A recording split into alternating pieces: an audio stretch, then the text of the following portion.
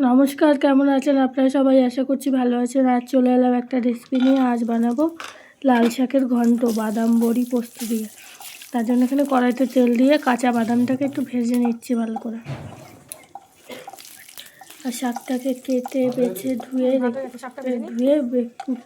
কুচি করে রেখেছি। আর নিয়েছি পেঁয়াজ কুচি, ওখানে বড়ি ভেজে রেখেছি আগের থেকে।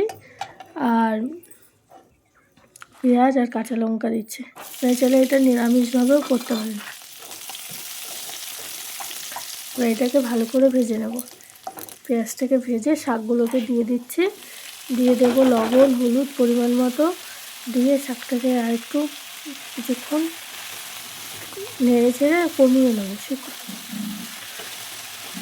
আর আমার ভিডিওগুলো যদি আপনাদের ভালো লাগে অবশ্যই like comment share and subscribe করবেন। ফলো করতে কিন্তু ভুলবেন না। শাকটা ঢাকা দিয়ে রেখেছিলাম, কমে এসছে। এবার এটাকে ভালো করে নাড়বো। আর দেবো সামান্য একটু চিনি, আর দেবো বড়ি পোস্ত আর বাদাম। এই যে বাদামটাকে ভেঙে বড়ির সাথে দিয়ে দিয়েছি, একটু চিনি দিয়ে দিলাম, আর দিচ্ছি খানিকটা পোস্ত ওপর থেকে ছড়িয়ে।